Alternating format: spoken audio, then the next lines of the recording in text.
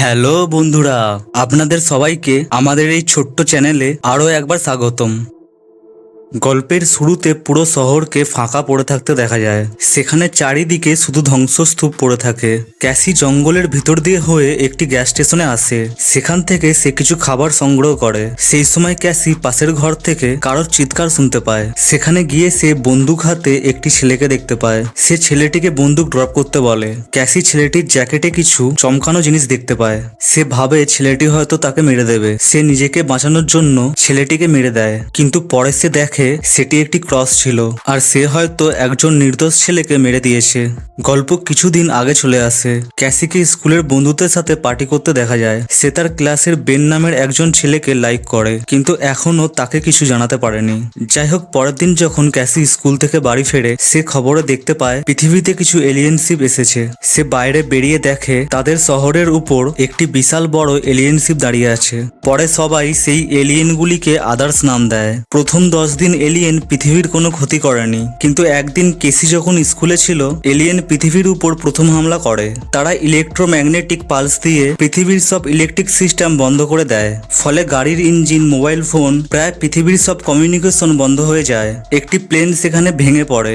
সবাই শহর ছেড়ে কোনো সেফ জায়গায় যেতে থাকে। ক্যাসিরাও শহর ছেড়ে দেয়। কিছুদিন পর আদার্স দ্বিতীয় হামলা করে। সেটি ছিল সুনামি। সেই সুনামিতে কোস্টাল এরিয়া কিছু সময়ের মধ্যে জলের নিচে চলে যায়। ক্যাসি তার ভাইকে নিয়ে সুনামির ভয়ানক জলের স্রোতের মুখে পড়ে যায়। তারা একটি গাছে কোনো রকমে উঠে পড়ে নিজেদেরকে বাঁচিয়ে নেয়। তৃতীয় হামলায় এলিয়েন পাখিদেরকে টার্গেট করে, মানে পাখিদের দ্বারা পৃথিবীতে ভয়ানক ভাইরাস ছড়িয়ে দেয়। অসংখ্য মানুষ এই হামলায় মারা যায়। ক্যাসির মা একজন ডক্টর ছিল, সে তৃতীয় হামলায় মারা যায়। ক্যাসি এখন শহর থেকে দূরে তার বাবা আর ভাই স্যামের সাথে একটি রিফিউজি ক্যাম্পে থাকে। ক্যাসিকে তার বাবা একটি বন্দুক দেয়, কারণ শহরের যা এখন পরিস্থিতি, যে কোনো সময়ে তার এটির প্রয়োজন পড়বে। পরের দিন সকালে আর্মি রিফিউজি ক্যাম্পে আসে। তাদেরকে দেখার পর সেখানে খুশির পরিবেশ তৈরি হয়। কর্নাল ভোজ বলে সবাইকে তারা হেল্প করতে এসেছে। এখন তাদের কাছে মিলিটারি বেস একমাত্র সেফ জায়গা। প্রথমে তারা বাচ্চাদেরকে বাসে করে সেখানে নিয়ে যাবে। পরে বাস ফিরে আসার পর বাদবাকি সবাইকে নিয়ে যাওয়া হবে।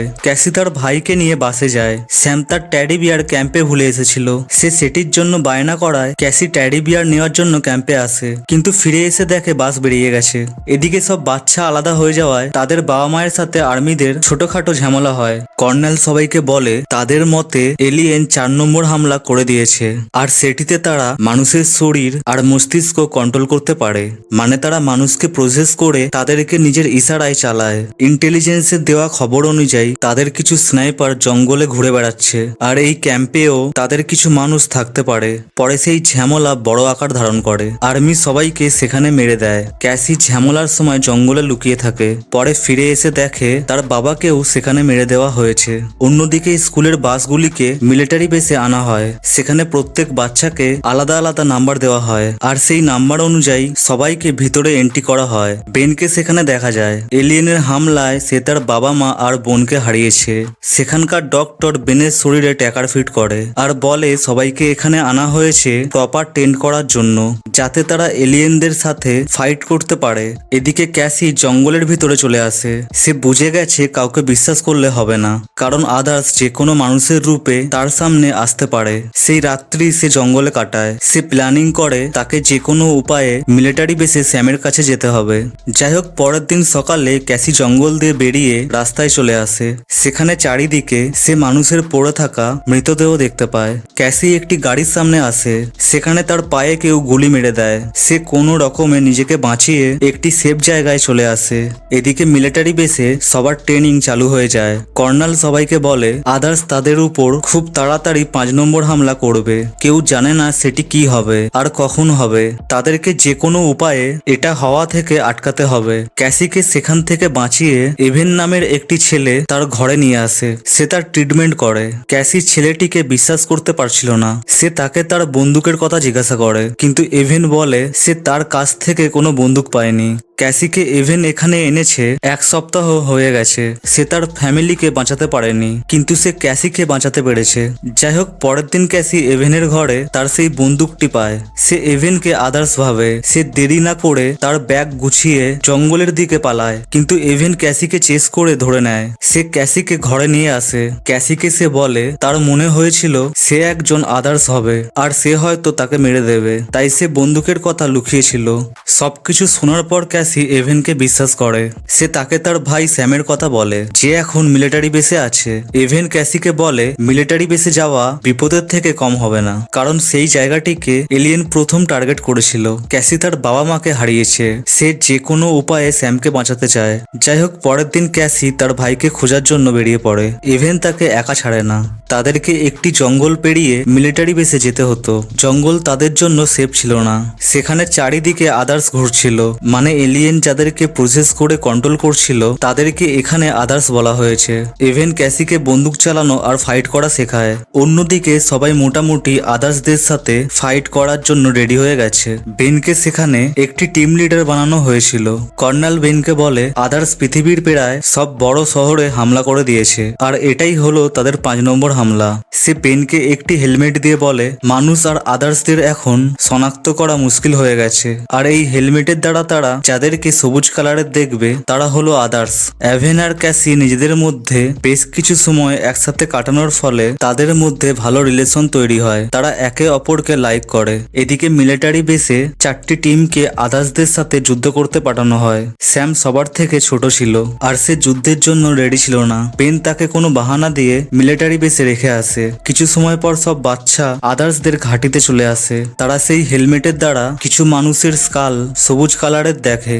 তারা বুঝে যায় সেই লোকগুলি আদার্স ছিল। তারা লোকগুলির উপর গুলি চালায়। সেখানে তাদের মধ্যে বেশ কিছু সময় গুলির লড়াই চলে। সেই লড়াইয়ে তাদের মধ্যে একটি বাচ্চা মারা যায়। বাদবাকি সবাই কোনো রকম ভাবে নিজেদেরকে বাঁচিয়ে একটি সেফ জায়গায় চলে আসে। সেখানে রিঙ্গা নামের একটি মেয়ের পুরো ব্যাপারটি সন্দেহ লাগে।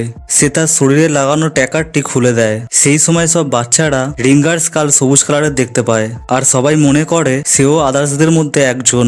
রিঙ্গা সবাইকে বলে সে এলিয়েন না। বেন সবাইকে গুলি চালাতে বারণ করে। পরে বেন তার শরীরে লাগানো ট্যাকারটি খুলে দেয়। সবাই বেনের স্কাল সবুজ কালারের দেখতে পায়।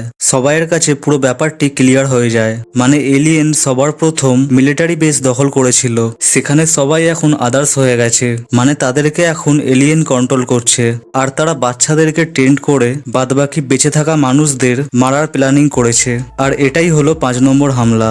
যাই হোক, সবাই তাদের শরীর থেকে ট্র্যাকার খুলে দেয় যাতে আদার্স তাদেরকে ট্র্যাক করতে না পারে। কিন্তু বেনকে মিলিটারি বেসে যেতে হয়, কারণ সে স্যামকে সেখানে রেখে এসেছে। এদিকে ক্যাসিদের উপর আদার্স হামলা করে দেয়। এভেন সেখানে সবাইকে মেরে দেয়, কিন্তু এভেনের লড়াই করা দেখে ক্যাসি বুঝে যায় সে একজন আদার্স, মানে সে নর্মাল মানুষের মতো লড়াই করছিল না। ক্যাসি এভেনকে বন্দুক ড্রপ করতে বলে। পরে এভেন ক্যাসিকে সব সত্যি কথা বলে। পৃথিবীতে এর আগেও এলিয়েনশিপ এসেছিল। তারা অনেক মানুষকে আদার্স বা এলিয়েন বানিয়ে দিয়েছিল, আর সে তাদের মধ্যে একজন।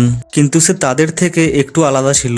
এলিয়েনশিপ আসার পর তার মধ্যে আলাদা শক্তি চলে আসে। তার মধ্যে কোনো ফিলিংস ছিল না, কিন্তু ক্যাসির সাথে দেখা হওয়ার পর তার মধ্যে ফিলিংস জাগে। সে তাকে সেই দিন আদার্সদের হাত দিয়ে বাঁচিয়েছিল, আর সে চাইলে ক্যাসিকে অনেক আগে মেরে দিতে পারত, কিন্তু সে এখন পাল্টে গেছে।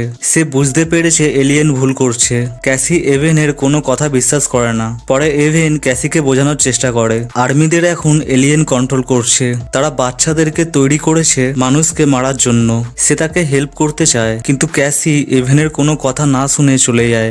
এদিকে বেন মিলিটারি বেসে চলে আসে। সে কর্নালকে সব ঘটনা বোঝানোর চেষ্টা করে, কিন্তু কর্নাল বেনের কথাবার্তায় ধরে ফেলে সে মিথ্যে কথা বলছে। সে বুঝে যায় বেন সব সত্যি ঘটনা জেনে গেছে।